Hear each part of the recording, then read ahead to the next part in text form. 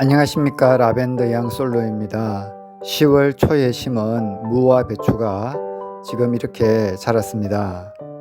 무와 배추는 씨앗에서부터 시작했는데요. 무는 새싹 무순을 먹으려고 씨앗을 구매한 것입니다. 지금 보이는 것이고요. 이것은 배추 씨앗인데요. 아랫집에 할머니로부터 받은 것입니다. 씨앗 색깔이 알록달록한 것이 좀 특이하게 보였습니다. 배추는 씨앗을 심고 나서 싹이 2주 동안 나지 않았습니다. 그래서 저는 배추는 포기해야 되겠구나 생각했는데 어느 날 문득 보니 배추가 싹이 나와 있었습니다.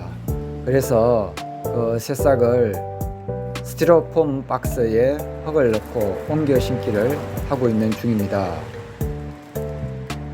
흙에 자세히 보면 검정색 개분 펠렛이 있습니다. 그러므로 유박과 개분 펠렛을 조금 넣어 주었습니다. 손으로 식물의 새싹을 잡으면 죽을 수 있기 때문에 가능하면 핀셋을 사용해서 옮겨 심기를 하고 있습니다.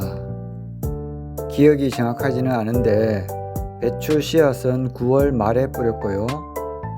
싹이 나는 데까지 걸린 시간이 한 20일 정도 걸렸던 것 같습니다. 저는 배추는 포기해야 되겠다고 생각하고 있었는데 자세히 보니까 또 새싹이 올라와서 이렇게 키우기로 마음을 먹었습니다. 무순 같은 경우에는 씨앗을 심고 나서 2, 3일 만에 쑥쑥 올라옵니다. 그렇지만은 이 배추는 굉장히 성장이 더딥니다. 이렇게 배추 새싹 잎을 손으로 잡았기 때문인지 나중에 물을 주고 나서 보니 시들시들 하면서 죽을 것 같았습니다. 특히 햇볕에 놓아두면은 더 시들시들해지는 모습을 보였습니다. 그래서 그늘에 놓아두니까 한 3일에서 4일 이상 그늘에 놓아두니까 다시 잎이 생기를 되찾았습니다. 그래서 약 한 일주일쯤 후에 햇볕 쪽에 다시 옮겼습니다. 배추와 무가 자라면 크기가 크기 때문에 화분에 심기에는 좀 적절하지 않은데 저는 시험 삼아서 이렇게 한번 심어 보았습니다. 옮겨 심기 한 후에 몸살을 다 극복한 배추 새싹의 모습입니다. 이것은 무순이 자라는 모습입니다. 무순은 어느 정도 시간이 지나니까 갑자기 빠르게 성장을 했습니다. 무순에도 유박 비료와 개분 펠렛 비료를 주었습니다. 물은 이틀에 한 번씩 아침에 주었고요. 식물에 직접 닿게 하는 부담도 되도록이면 식물 둘레에 물을 주었습니다. 뒤늦게 나온 배추 새싹이고요. 스티로폼 박스에 배추 4포기를 키우다 보니 좀 작은 느낌이 많이 듭니다. 그리고 이것은 조금 더 큰 화분에 심어 놓은 배추입니다. 더 큰 화분을 사면은 무를 더 크게 키울 수 있겠지만 베란다의 면적이 있기 때문에 그냥 이렇게 시험 삼아 키워보는 것입니다. 무에 벌레가 와가지고 또 무잎을 깔아먹고 도망을 갔습니다. 청벌레가 아니기 때문에 따로 약을 살포하지는 않았습니다. 9월에 심어놓은 상추가 잘 자라서 요즘은 매일 아침마다 상추를 뜯어서 쌈을 싸먹고 있습니다. 자, 이제 5가지 종류의 상추를 하나씩 말씀드리겠습니다. 녹색 상추가 2가지 종류가 있는데요. 지금 보이는 이것이 청치마입니다. 청치마 상추고요. 이것은 담배 상추인데요. 담배잎을 닮아서 그렇게 이름을 지었다고 합니다. 모양이 좀 예쁩니다. 그리고 이것은 적축면이라는 상추입니다. 적축면이라는 상추고요. 그리고 이것은 흑치마 상추입니다. 그리고 이 상추는 적치마라는 상추입니다. 상추마다 맛이 조금씩 다릅니다. 이것은 적오코 상추입니다. 왼쪽 국화는 3,000원을 주고 작은 화분에 담긴 것을 샀고요. 이 국화는 1,200원짜리 모종으로 구매한 것입니다.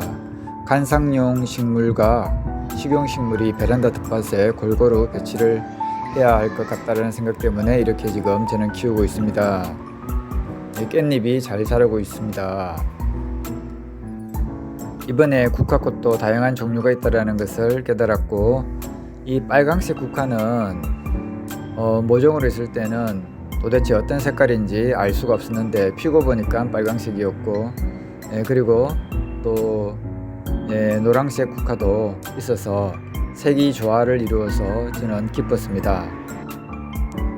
노란색 국화는 꽃봉오리로 있을 때 빨강색이면 어떻게 하나 이렇게 고민을 많이 했습니다. 빨강색만 있으면 보기가 좀 그러니까요. 그런데 노란색 국화꽃이 피어서 상당히 기뻤습니다. 국화꽃은 이틀에 한 번 물을 주고요. 잎에 직접 물이 닿지 않도록 화분 둘레에 물을 줍니다. 쪽파는 10월 달에 수확을 하고 다시 남아있는 종자로 심은 것인데 제대로 된 화분에 심지 않아서 그랬는지 성장이 좀 좋지가 않습니다.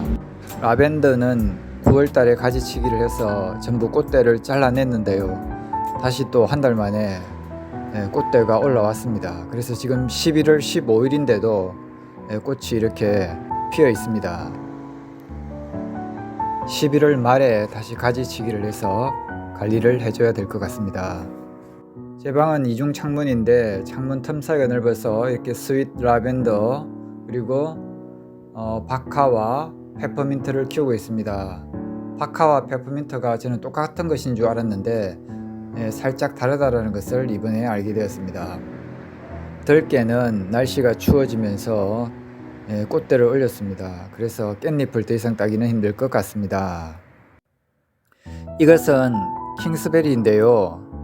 딸기 모종을 구입할 때부터 상태가 좋지 않았습니다. 인터넷으로 주문해서 받다 보니 상태를 확인하지 못해서 좀 부실한 모종을 받았습니다. 잘 자랄 수 있을까 염려스럽습니다. 이것은 3년근 인삼 모종을 심은 것입니다. 지금 자라가지고 이렇게 많이 컸는데요. 새싹 인삼을 1년근은 많이 심어봤는데 3년근은 심으면 어떨까 싶어서 한번 심어봤습니다. 인삼은 햇볕을 보면 죽기 때문에 실내에서 기르고 있고요. 그리고 전체적으로 제 베란다 텃밭의 모습을 한번 보여드리도록 하겠습니다.